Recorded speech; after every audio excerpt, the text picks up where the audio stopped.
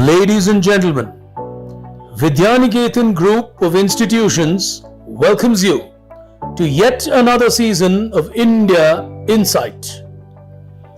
Envisioned by Mrs. Prema Rajagopal, the founder of this institution, way back in 2004, the objective ever since has been to enhance the knowledge of India and appreciate the diverse culture of this nation. As our young children take part from various corners of the world, over the last couple of years in the digital avatar, this contest has reached over 20,000 students across 10 countries. We at the Vidyaniketan Group of Institutions truly appreciate and acknowledge the support and patronage given to us by all the participating schools, their teachers and managements. Before we begin, it is our pleasure and privilege to invite a leader in school education, a person who's a strong advocate of co-scholastic learning. Ladies and gentlemen, please welcome Dean Academics at Vidyaniketan, Miss Sumitra Raghavan. Good day, ladies and gentlemen, boys and girls. India Insight brought to you by Vidyaniketan Public School, Ullal, Bangalore, was and remains the dream child of the founders of the school. It began as a quiz competition, but now a debating contest for senior students and a drawing contest for primary students have been added over the last 2 years. As the name itself suggests, the topics revolve around India and the giant strides that our country has made in the last 75 years. This year, the students will be talking on Vibrant India, and as the contest winds its way from the prelims to the finals, exciting topics and modes of debating will be highlighted. Wishing you, all the participants, all the best on this journey of a war of words. Thank you. Ladies and gentlemen, boys and girls, it's my privilege to introduce our host for the day. Rashmi is currently Asia's only professional lady quiz host. An alumnus of the prestigious NITK Surathkal and IIM Calcutta, she has hosted close to 1,000 shows across India, Singapore, and several countries across the Middle East. She is the only woman to have been invited to host a quiz at Kuwait for the last 5 years. She was recognized by Business World as 40 under 40 as a personality from India to reckon with. She was the winner of the Quiz Host of the Year 2022 by SMX Leadership Summit. She's been part of this quiz for many years, as she has been part of several quizzes such as Tata Crucible, the Union Bank Quiz, the Rural IT Quiz, TCS Inquisitive, just to name a few. So, ladies and gentlemen, it's time to get started. Time to welcome your host, Miss Rashmi Furtado.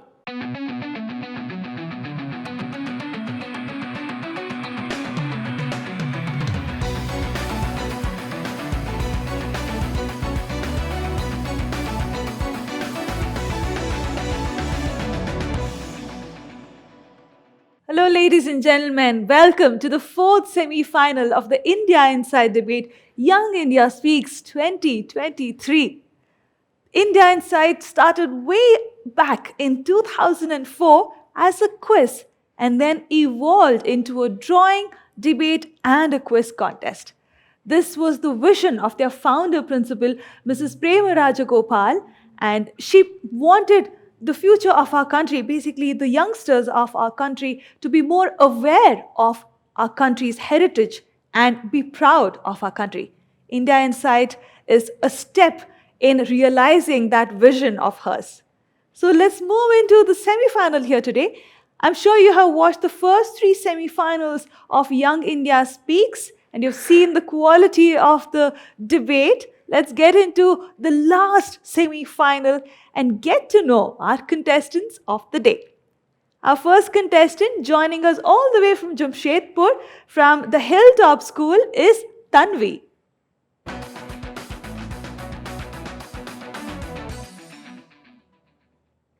Following her, from Bengaluru, representing the National Hillview Public School, is Aditi.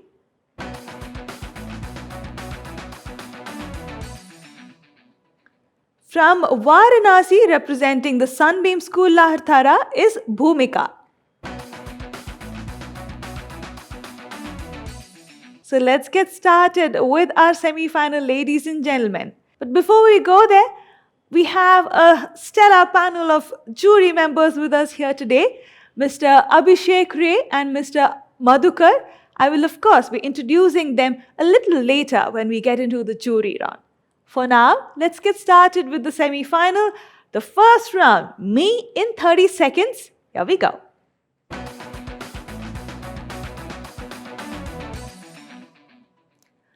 In this round, all of our semi-finalists would be introducing themselves in 30 seconds.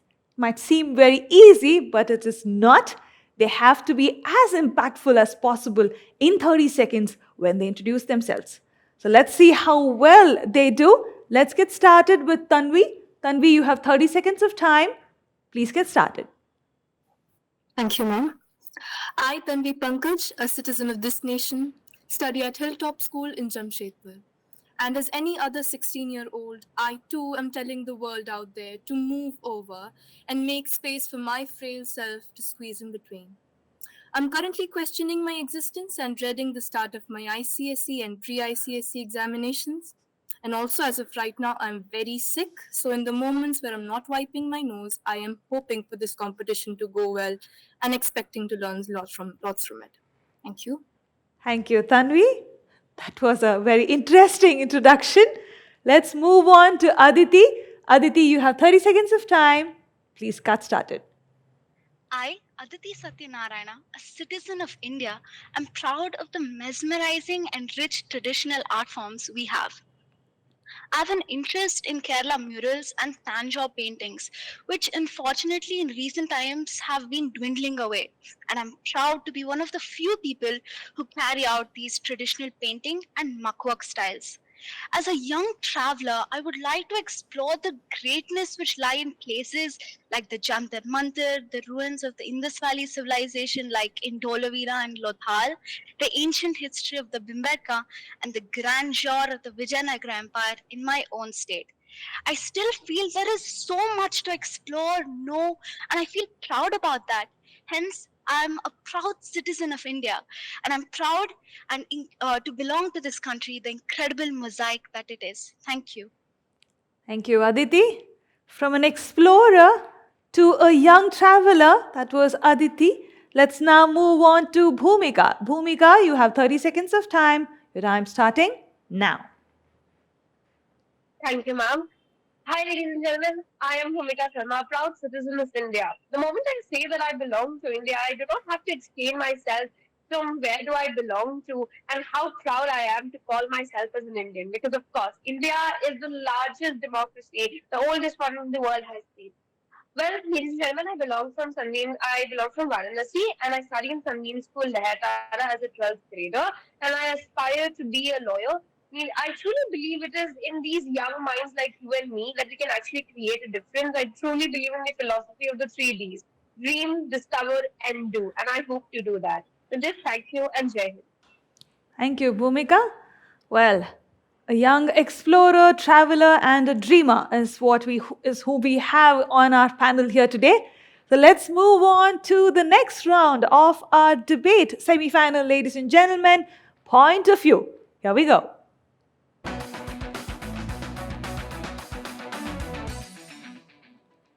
There's a common topic that has been given to all of our contestants, and they will speak for a minute each on this topic. Let's take a look at the topic.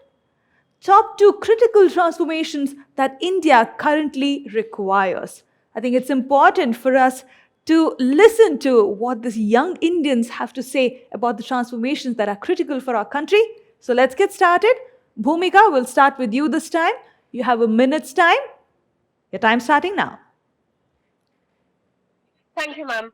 I think I'll divide these two transformations into 2 parts. The first would be an economic transformation. I truly believe that our economy has been growing and developing from a lot of things, but I do believe that India should be an economy which is much more reliant on its secondary sector, which is the industrial sector, so that we have much more sustainable job opportunities for the people. And second, I think it's a psychological transformation. I think we've been talking about gender equality for a very long time now, but I think it's truly the time that we start talking about the gender equality in the work area, because there are some jobs that women can, of course, do. You do not have to limit women to the tertiary sector role or the service sector role. We can also pick up the laborer's job. These are the two major transformations which I believe India at this point should do before we hit the century mark, because it is the economy of the nation, it is the incentives that actually run the world. So I do believe these are the two most important transformations required. Thank you, Bhumika. Let's move on to Aditi. Aditi, your minute's time starting now. Digitalizing India is a major priority as it reduces corruption by promoting transparency. Electronic transactions and digital records create accountability, making it harder for malpractices to thrive. Implementations of schemes like the e-public distribution system, Khajane, and Bhumi are perfect examples. Another priority is prioritizing education. It's so important for India's transformation today as it empowers individuals, fostering a skilled workforce. Investing in education today prepares the India's youth to meet the challenges of tomorrow, driving a holistic development. That's why the implementation of the new education policy in India is imperative. Students should also be given access as well as encouragement to a wide variety of career platforms and not have the narrow mindset that STEM is the only way to go. Education is the root prevention of any problem. Educate someone on the values of integrity and honesty, corruption ceases to exist. Develop skills, the economy grows. Educate someone not to harm the environment, and the tables will turn on issues like global warming and climate change. So, what can't education do? Thank you, Aditi. And we'll complete this round with Tanvi. Tanvi, your minute's time starting now. Thank you, ma'am. According to me, one of the most critical transformations that India needs today is speedy trials in the judicial system. And with a crime rate of 445.9 per lakh of population, we have over 4.7 crore cases pending across different levels of the judiciary. And I am a firm believer that justice delayed is justice denied. So not only does delayed justice diminish the confidence the people have in the Indian judiciary, but the backlog cases have a drastic effect on the efficiency of the legal system. And dealing with pending court cases requires government resources, time, and finances. And these cases may be handled by government attorneys and advisors, taking time and money away from their government priorities. The next problem, I think, is unemployment. In a nation of 1.428 billion people, 53 million people still remain unemployed. And a major reason for this is automation. Competition with machine-made goods has led to the decline of handicrafts, thus creating a major dip in the employment rate of traditional artisans. And in a country where the youth is desperate for government jobs, the Indian government recruited just 0.3% of the candidates who applied for permanent jobs in the last 8 years. So I think we need to solve that. And I think these are the top two critical transformations that India needs right now. Thank you. Thank you, Tanvi. A wide range of transformations that the three of them have put forth sort of makes you wonder that maybe there are more than three people in this debate. That's the kind of topics that we have got as recommendations from them. So let's move on to the next round, ladies and gentlemen. It's called War of Words. Here we go.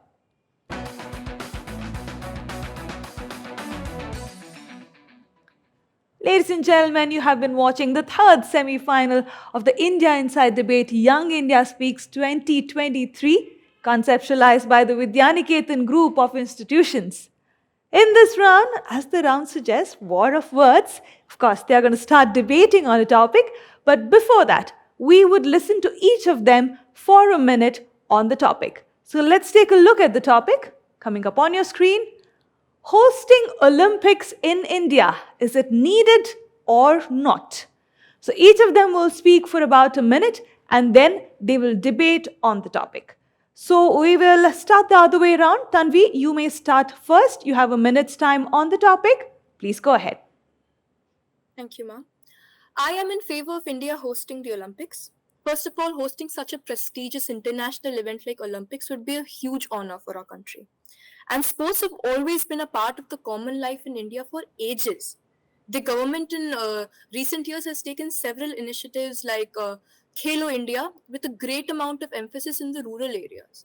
And while these initiatives are commendable, there is a long way to go in creating a bustling sports culture in India. So, being the Olympics host could spark interest in sports among the general public and promote involvement in all kinds of levels.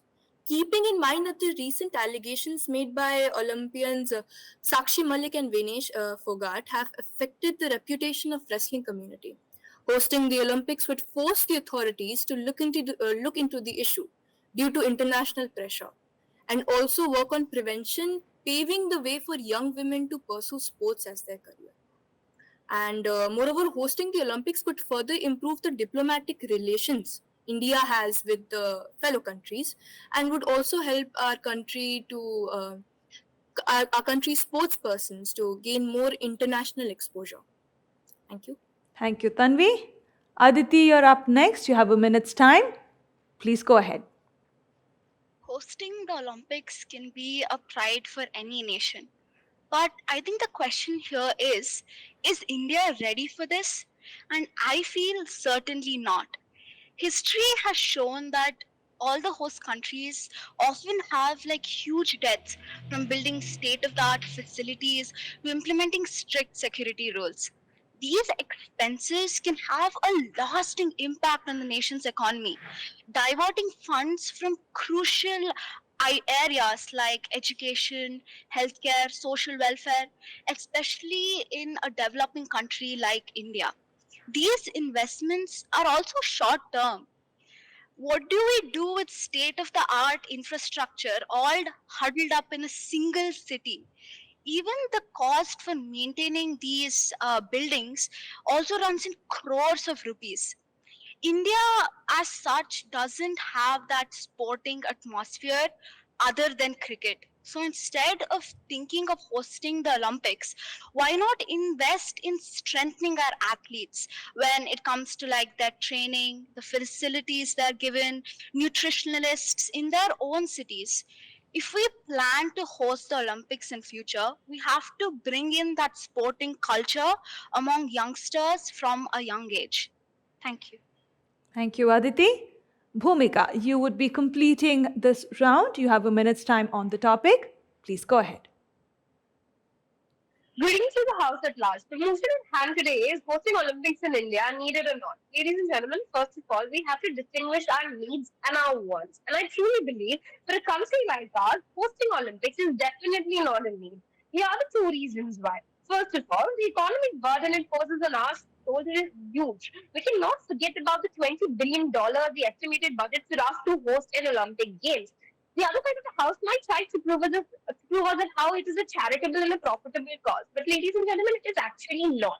Another reason why is to we as a developing nation or we as a nation, why we should not host Olympics is because India itself is not ready for the true Olympic spirit. Ladies and gentlemen, in the 2020 Tokyo Olympics, India participated in only 18 out of the 33 categories available and hence was eligible for only 69 medals out of the 333 medals available. Thus, to host a game like that, Olympics like that, in a nation like ours, where local sports are yet not strengthened, would be an actual utopic vision, and to an extent an irony as well. So we have to go on a long way, both on the economic side as well as the true essence of the sports in Olympics, for us to host the Olympics, be it in 2032 or 2036. With this, I truly believe that it is definitely not a need for India to host the Olympics in the times to come. Thank you.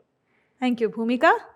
Well, now all of you have 6 minutes of time to debate on the topic. I will not be intervening, but of course, at the end of the 6th minute, if you are not able to conclude your debate at that point, I will stop you, okay?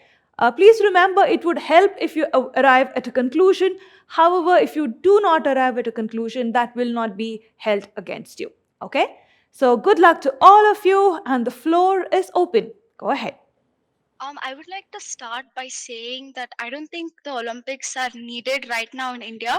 One of the main reasons is the economic burden it has, and also the short term gain that our country has from hosting the Olympics. Like the only 2 week period and maybe 6 months prior and 6 months after, there is a gain in the economy of a country. But what will you do with the infrastructure, buildings after buildings after the hosting of Olympics? Also, like adding up to what Aditi said, I think if you look at it from the prism of the economics, it is actually not very beneficial. At the initial start of my speeches, I very clearly mentioned that incentive is the only thing that runs the world, and so is the economics. So if this would eventually lead to an excessive of supply or a supply dump, wherein you have too much of goods available. Also, both of us, we have been mentioning in our speeches and our POVs as to how India is yet not ready because we are not that spirit. We don't have that spirit as of now. And talking about how it is encouraging for the other athletes to take up sports like that, this brings me to the point that how India is only fanatic about a handful of mainstream events. For example, cricket, which is already mentioned by Aditi, and other True. few examples. Let's take Asian Games, for example. India scored 100 plus medals. The 100th medal was brought in by Mr. Avinash, right? And he was into Chazen State 3,000 meter race. How how many of us even have heard about this game? In general, you do not hear people talking about that. So only cricket in general cannot be for a major state for us to hold an event like this, for us to invest a huge money like that. Precisely. And like Bhumika said, when we talk about medals, if we think about the Tokyo Olympics, India only got 7 medals, and that too only one gold, which Neeraj Chopra got us. Whereas if we compare to other countries like the US, which got 39 gold, or even China, which got 38 gold, if we think about China from a young age, they test youngsters, they analyze their strengths, their weaknesses to put them on that sporting podium so that they can represent their country. Whereas if we think about the facilities provided in India, like for instance, Deepa Karmakar, who got like fourth place in Olympics, in one of her interviews, she said that she used to practice on light poles and on grounds where her legs were bruised while doing gymnastics. So I think that instead of spending like billions and billions of dollars on an unnecessary event where the later infrastructure can't be used by the people, because how can you expect someone to go from all parts of the country, like from Tamil Nadu, from Kerala, from Karnataka, from Assam, and from Bihar, to a one particular city which has all the infrastructure, displaced from their families, leaving their hometowns, completely shifting to a new place just for the amenities provided by the government. So I think that we should spend all of this amount on building proper infrastructure, providing nutritionists, also giving them facilities in their own state, in their own cities, so that we can build a more athletic department which is strong, and also bring it into our curriculum. I agree Yeah, with and both also of my like worthy opponents. May I? Yes. yeah, sure, Tanvi, go ahead. Yeah. So you mentioned 3 points: infrastructure, financial problems, and you also brought cricket. So I'll answer all three of them. So first, starting with the financial problems, my point is that India has already hosted an international sporting event, the Commonwealth Games in 2010, and we did face financial irregularities, but we braved them all. We know where we excelled, we know where we went wrong, and when we host the Olympics, we will know how to do a better job at it. And hosting the Olympics would boost tourism, definitely, and also create employment, since India would have to make significant infrastructure developments. And my worthy opponent Aditi also mentioned that the infrastructure won't be of any use. I do not agree with that, because when India hosted the Commonwealth Games in 2010, it proved to be a boon for Indian athletes. It led to the construction of Jawaharlal Nehru Stadium, Karni Singh shooting range, which are among the best sports complexes in the subcontinent. And the government also All learned a right. valuable lesson. And we all the sports ministry also came up with national sports development code. And about cricket, uh, India spends a total of about 150 crore on sports as part of its budget, and 40% of it goes to cricket, which calculates to about 58.5 crores. And I'm not saying that India shouldn't invest such a massive amount, but I think that my worthy opponents would not disagree when I say that there is a huge disparity in the investments in the other sports. We could use that money to host the Olympics, which promotes all kinds of sports. But don't you need to think that we need athletes to participate in these Olympics to bring, like, make India proud? Just think about it, and I'm sure that you Do might you come really to think agree we with are me. short of athletes? I don't Yes, think actually, we are. no, because we don't I think encourage them somewhere more. Because or right the now we're other, like, you Bhumika, cross-question can I your just very like own opinion. complete my point? Yeah, sure. Okay, thank you. Okay. Because we're all like in high school, and if you think about it, as soon as we entered high school, like I'm in ninth grade right now, as soon as I entered high school, we're like focus more on academics. Sachin Tendulkar said like we need to imbibe sports into our curriculum, but seeing what India is now, it's not even part of our extracurricular activities because we're so focused on studies. So don't you think that, bringing out schemes like Halo India, or other schemes like targeted Olympic podium scheme, even after all those schemes have been brought in, we have only had one Neeraj Chopra, one PV Sindhu. We need to bring more and more people from diverse sports, right, together, provide them with amenities, make them have the best stadiums possible, like how it's happening in other countries. Like I previously said, in China, where they're promoting youth, like at a young age, they're promoting youngsters, finding out their strengths, their weaknesses, and focusing on that so that they can propel the nation to excel at sports. But if we consider that to India, then we're not really doing that much. And the Commonwealth Games was, a lot of money was wasted. It was a scam. All the competitors which came from other countries, they Honestly, I complained think that that was the the point I roofs just were leaking. Yeah, Bhumika, please continue. Yeah. Okay, so I think Tanvi, right there, you cross-questioned your very own stance. You told us that there is a desperate disparity between the sports that we play in our country. So in a country like ours, as I quote your statistic, where we implement 58.7 crores in cricket, we cannot, this brings us to put the same point back again. We cannot host an Olympics in a country where major amount of money is spent in one particular game. Also, to answer a question that we have hosted Commonwealth in the past, what about the upcoming Commonwealth game in 2026? Australia is postponing it because of its budgetary issues. So is the case with the Vietnam, where Vietnam has scrapped off its bidding power for the Asian Games. Let us talk about the Boston City from America, where the mayor had withdrawn himself from the 2024 Olympics bid. Why? Because money is a major issue in a country like ours, which is still developing, in a country like ours, where sports infrastructure for sure is important, but is not the only way we are going to develop. It is definitely not important for us to have for us to host Olympics. I mentioned in my speech in the initial start, it's high time now we learn the difference between want and need. We can aspire to host Olympics, we can want to host Olympics, but for us to need, for us to have it as a need, it's definitely not need. And I maybe agree. mentioning that in I South. agree. It's not a need and it's a want. But if you are to have progress and you only do things that you need, how do you expect a country to achieve progress? But If you then are it's only like, doing things which you need, you will provide employment to your citizens, you will provide them with basic healthcare and education. You do that. You are supposed to do that. What you are doing other than that is also important. And hosting the Olympics, how do you not think that they would it would bring You have 30 more seconds left. athletes to surface? Because in all basic TV programs like India's Got Talent and anything like that, people go out and recruit participants. So when we are hosting the Olympics, do you not think that India would be forced, would be compelled to bring out maximum amount of participants from our own country, which have been, which we have, but they did not get the basic uh, necessities, which they didn't have that. But when India is ready to provide them with that, they will be able to represent their own country in such a massive platform. can I Contestants, your add? I time don't is think up. that. Contestants, your time is up. You have overshot 6 minutes long ago. I still gave you some amount of grace time. I cannot give you any more time, okay? All right, ladies and gentlemen, they had a lot of views.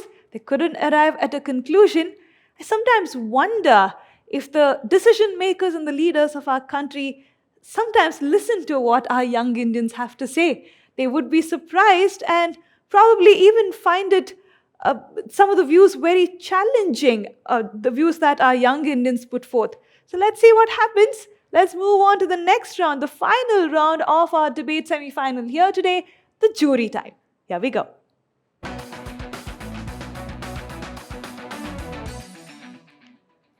Ladies and gentlemen, you have been watching the final semi-final, the fourth semi-final of India Inside Debate, Young India Speaks 2023, conceptualized by the Vidyaniketan group of institutions.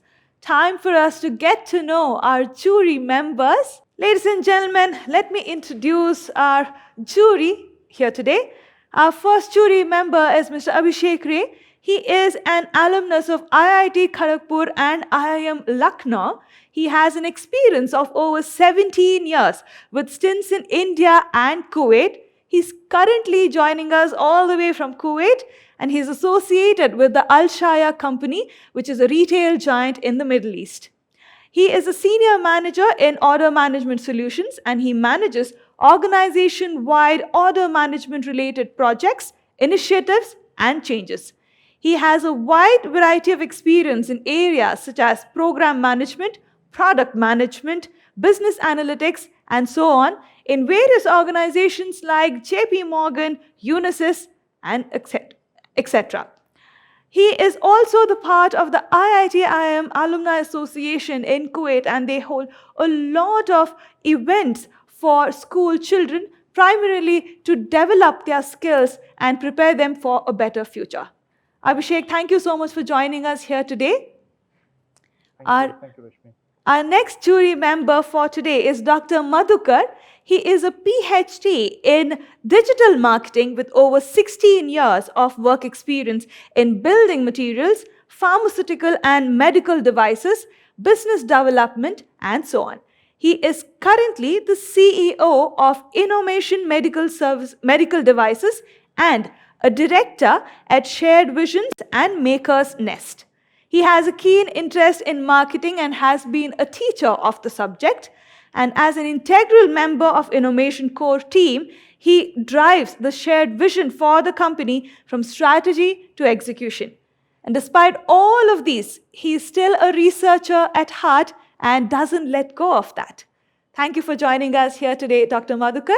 Thank you so much for the introduction, Rashmi. Good afternoon, everyone. All right, so since we have three of them, we would have to, one of you will get one student and the other would get two. We were to have four, but unfortunately it's just three. So let's get started. Abhishek, whom would you like to speak with first? First of all, let me congratulate everybody here for making to this semi-final four. I think you have covered a lot of areas, a lot of topics. Rashmi, let me start with Tanvi. Please. I have one question that I want to ask Tanvi in terms of Olympics only, because I think all three, have brilliantly covered a lot of topics that could be covered. In fact, I saw a lot of areas have been covered in this aspect. One particular question I want to ask Tanvi. We are all talking about Olympics in India. How do you compare, hosting up Olympics in an emerging country, right? India is obviously one of them, and vis-a-vis when you're hosting Olympics like in USA. How do you compare? Because I think the entire topic was related to hosting here in India, but how do you compare that with any hosting that you do in USA or some developed country? How do you compare that? Thank you, sir, for your question. I think that there's no doubt when we say that USA, if we specifically talk about USA, it's a much more financially developed country than ours.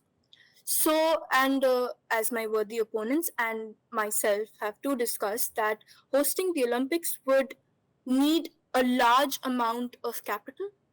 And right now, since we are still an economically developing country,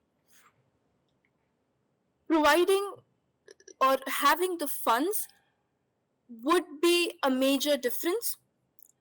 But in parallel to that, USA, it would be much easier for USA to fund the Olympics and have better infrastructure for it. But when India hosts Olympics, we would have to better our infrastructure. We would have to wisely distribute our funds. In not only just Olympics, we would also have to think about how we are distributing the sports budget in different sporting events, and how to divide it fairly so that the country could have its progress and no other sport could feel that it's not being put out there more. So I think these would be the two major differences. As of right now, I think these two would be the most major differences. Thank you, sir. Thank you, Tanvi. Thanks, Tanvi. Thank you, Abhishek. Dr. Madhukar, whom would you like to speak with? I'd like to firstly congratulate all the semi-finalists for having done a stellar job with all the events so far and having reached the stage. I must say I'm very, very impressed with the level of knowledge and expression of knowledge that you've presented so far. So with that, I'd like to question Bhumika. Please. Bhumika, in your first part of the presentation, you made a mention about economic and psychological transformation as being the two key drivers for India to go forward, right? Now, looking at the economic transformation angle, we all know that agriculture for India is the number one area where our economy is based on. In fact, still today, more than 50% of our GDP contribution comes from agriculture. But having said that, it is also one of the most neglected areas as far as economic transformation is concerned. So according to you, what should be done to bring agriculture to the forefront and make that a stepping stone for the economic transformation of the country? All right. Thank you so much, sir, for a lovely question. I must appreciate you for listening to our speeches throughout and asking for such a detailed question. Sir, I truly believe that India has done its job in bringing agriculture to the forefront. We have seen that through multiple revolutions that have been done in the field of agriculture as an umbrella term. Let us take the example of the Golden Revolution, the Green Revolution, or the White Revolution initiated by Verghese Kurian, right? So India is an agrarian economy. We all know that, right? From the start of its independence, we have been that, and through our reforms, like the new economic policy in the '91, we have done our share of reforms. But panel, what we need to understand is in the growing world, in the developing world like ours, we cannot simply rely on agriculture as a major contributor to our economy. It is very, very evident that it is for the tertiary sector that includes all the developed nations have a major tertiary sector involving their GDP or making up to their GDP. So for India, I think agriculture has to be broadened. We cannot only talk about wheat and paddy when we talk about agriculture. Agriculture can also include organic products. Agriculture can also include, like crops which are used for making perfumes or other cosmetic products, medicinal plants, or for example, including animal husbandry together. So different forms of agriculture are supposed to be introduced. And I think it is the primary and the secondary sector, as I mentioned in my speech, that we have to bring them together under one umbrella for us to have a developed economy, for us to be a developing nation. Because India after 47 is going to be old. We are going to hit the 100 mark. We are not going to be the young economy that we are. So I think that is the answer from my side. I hope that answers your question, sir. Thank you, Bhumika. Thank you, Madhukar. Well, that leaves us with Aditi. Dr. Madhukar, would you want to speak to Aditi as well? Sure, it would be my privilege. Hi, Aditi.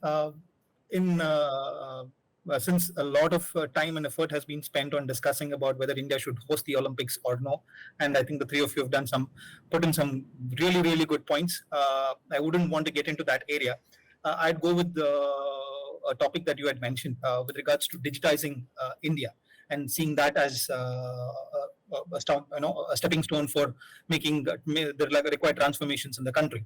So keeping that in mind, we all know of both boons and banes with regards to digitization. On one side, you have digital transparency and so many other inclusion measures that the government has brought in with regards to looking at digitizing various aspects of day-to-day business. But on the same front, you're also seeing a lot of frauds, a lot of hackings, misappropriation of funds that are happening because of digitization. How do you think we should develop a framework to handle that? So I think that when we talk about digitization is very important. Like I have told, it brings in transparency, it brings in accountability into the government.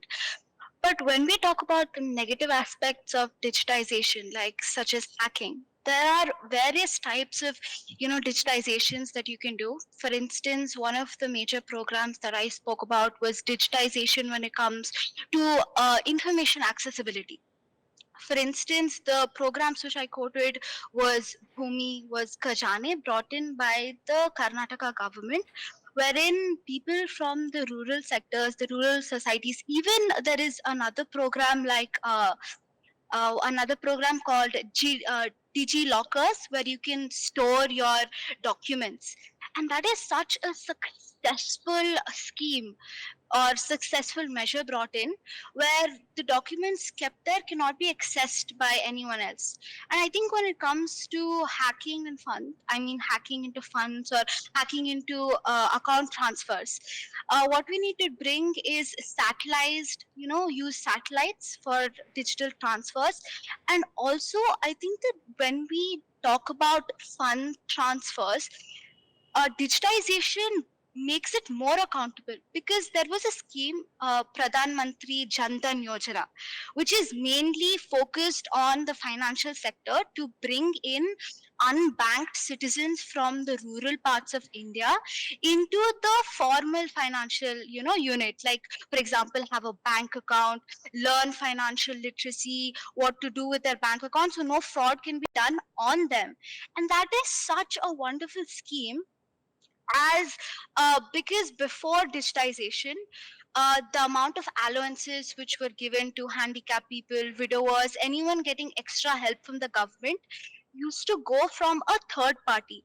So for instance, if we were supposed to give 400 rupees to a widower, then it used to pass from one government employee, and maybe he or she could have kept 100 rupees from that 400 and only given them 300. So that was a huge issue, because there was a middleman, there was involvement of the middleman which wasn't required. Whereas after the introduction of the Jandan Yojana, or the JAM, which is like Jandan, the bank account linked to the Aadhaar card, which is again linked to your mobile. So because of this scheme, the funds which are given, like the allowances which are given, or even for manual laborers, it's even very beneficial, because the daily wages which they get are directly transferred from the government side to that Jandan Yojana. And another thing is, it's a zero balance bank account, so that the people of the rural sector don't need like a fixed deposit beforehand to have that account. So I think that this is one way which India has to propel forward, as it's already done. I don't think that digitalization has any negative aspects when it comes to funds or when it comes to bank transfers, because I've already seen it in the JAM initiative, the Pradhan Mantri Jan Dhan Yojana, which is being carried out impeccably. Thank you. I hope that answers your question. Thank you, Aditi. Thank you, Dr. Madhukar. Well, ladies and gentlemen, we have come to the end of the fourth semi-final of India Inside Debate, Young India Speaks. Our esteemed jury panel now have the tough task to pick one winner from among the three of them who will qualify to that grand finale of Young India Speaks. So let's see who qualifies. The winner of the semi-final 4 of India Inside Debate, Young India Speaks 2023 is Bhumika Sharma from Sunbeam School, Lahartara, Varanasi. Congratulations to you, Bhumika. But you don't go anywhere. If you haven't watched the previous semi-finals, please go ahead and do so. You will see the journey of all of our contestants, and please join me in the grand finale of Young India Speaks. It is only going to get better from here. So I will see you in the grand finale. You take care.